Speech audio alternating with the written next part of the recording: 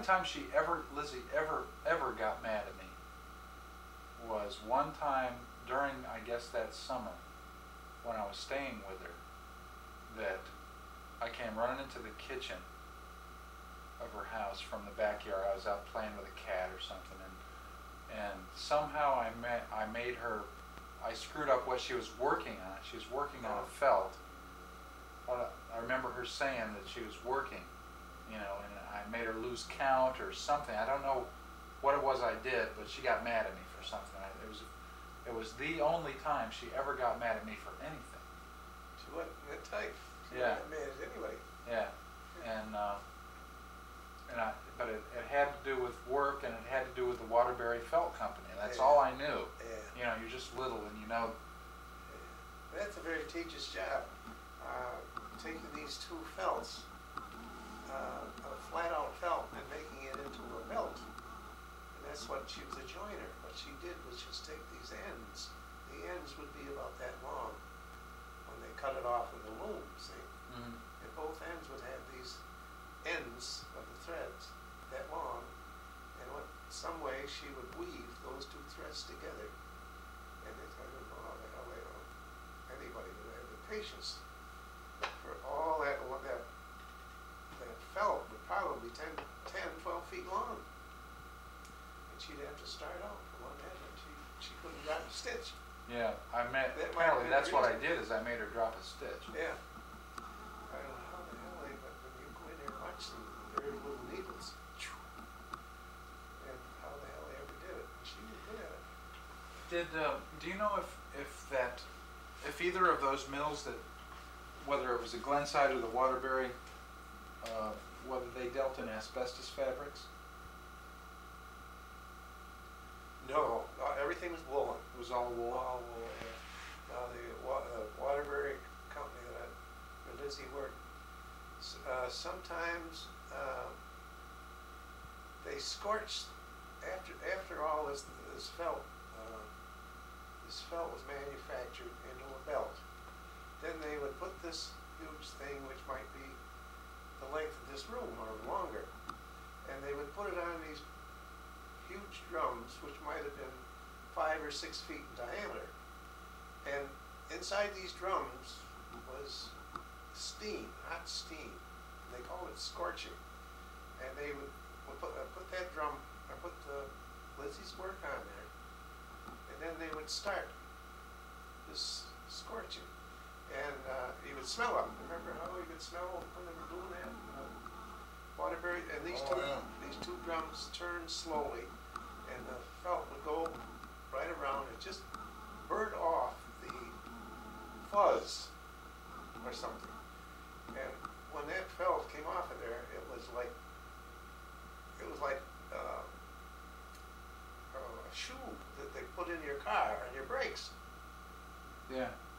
It wasn't a soft blanket-like thing anymore. Well, sometimes the power would go off, and when the power went off, it scorched right through that whole damn felt.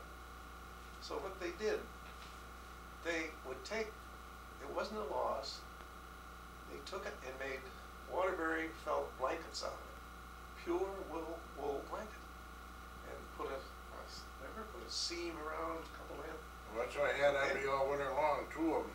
Yeah, he still I had one when I was little, if I remember right. It was like you couldn't buy a reddish colored blanket, and I remember. Well, they paid a hell of a price for them back then. 100% wool. You couldn't get a blanket like that anyway. You see, it was just a spoiled. No power went off. Something happened. Oh, okay. It was just had to be made and thrown away.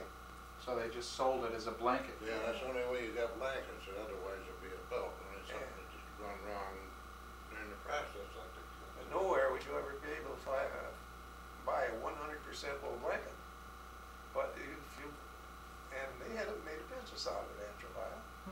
People would come and they just didn't burn the blankets. Well, what were these felts used for?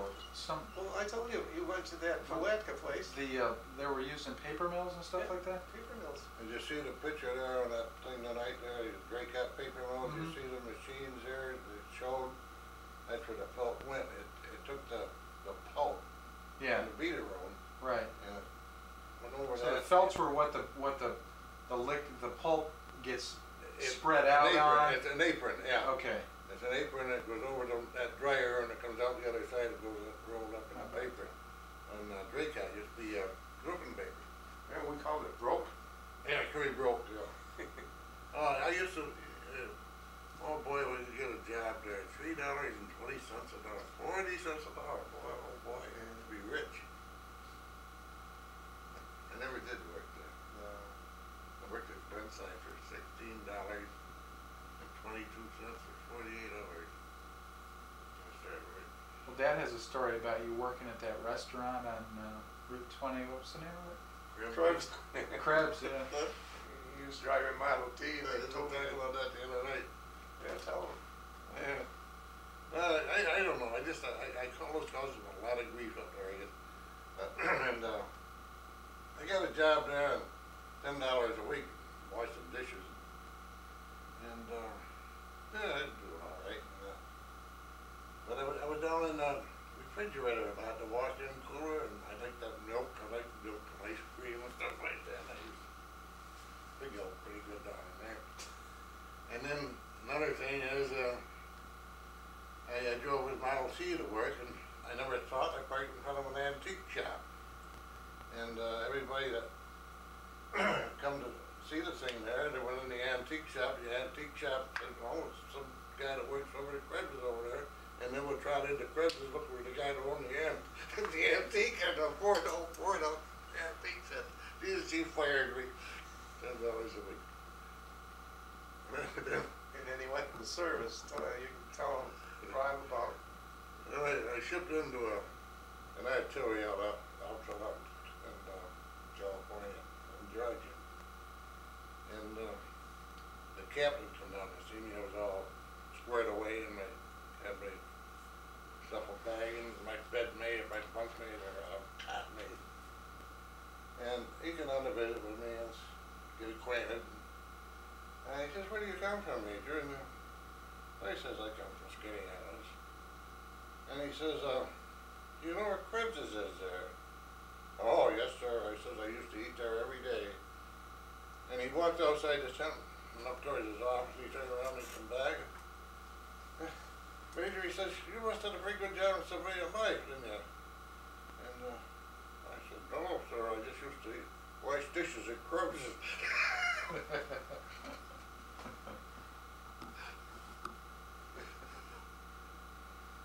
Terry and I ate at the Krebs last time we were up there. It was great. Yeah, that was great at one time. The second best place in the whole damn Yeah, it's world. And that Route 20, that's the time, that's what he said. He would take Route 20 so he'd get to Krebs so he could eat there. That's what a lot of people do. Yeah, it's a great place. We had one of our best dinners there, that's for sure.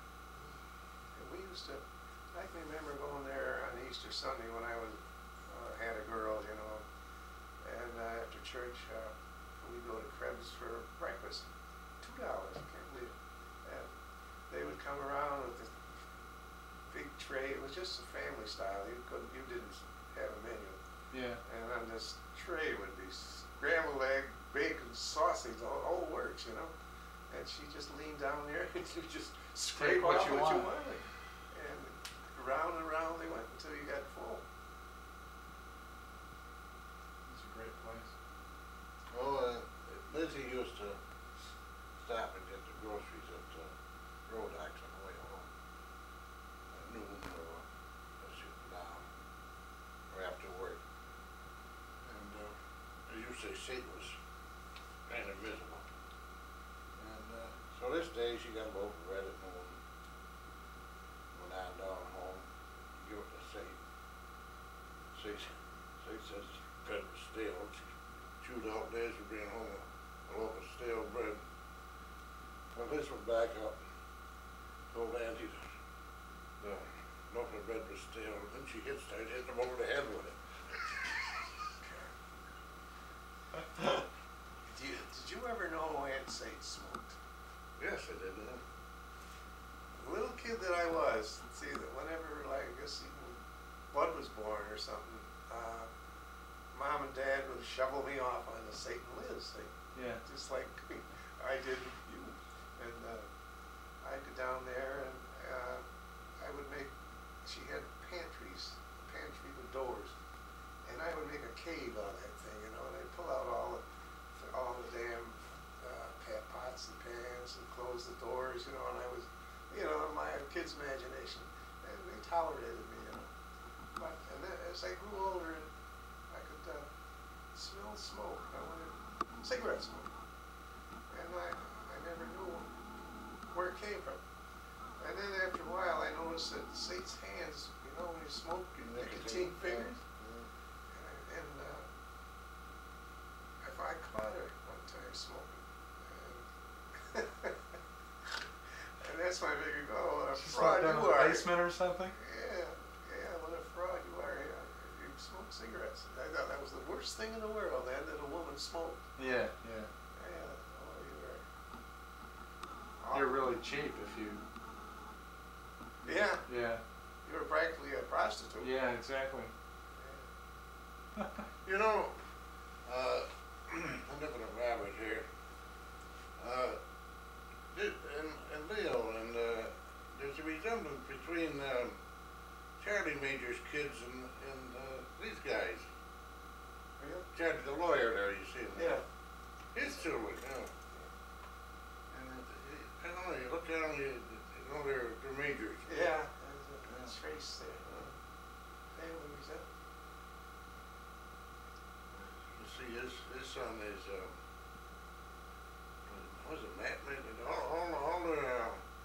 All their names start with an M.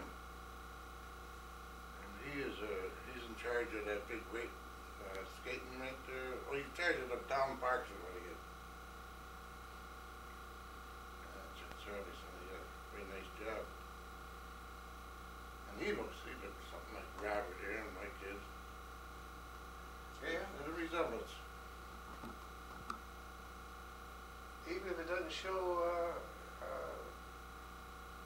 in their countenance, I mean, it comes out in their personality. Yeah. They all have the same sense about right and wrong. Blackie, you know, told me about the Fiend Eater, as I said, my father was a sparring partner to him.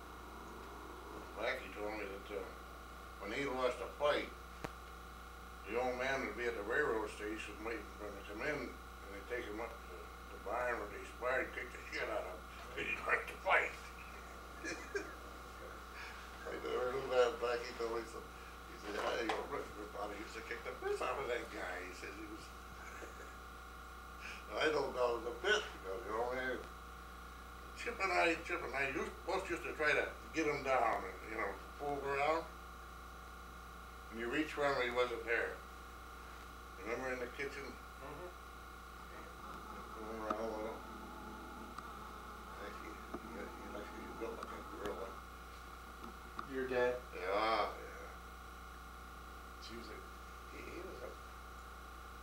He could account for himself. Nobody wanted to tangle with him.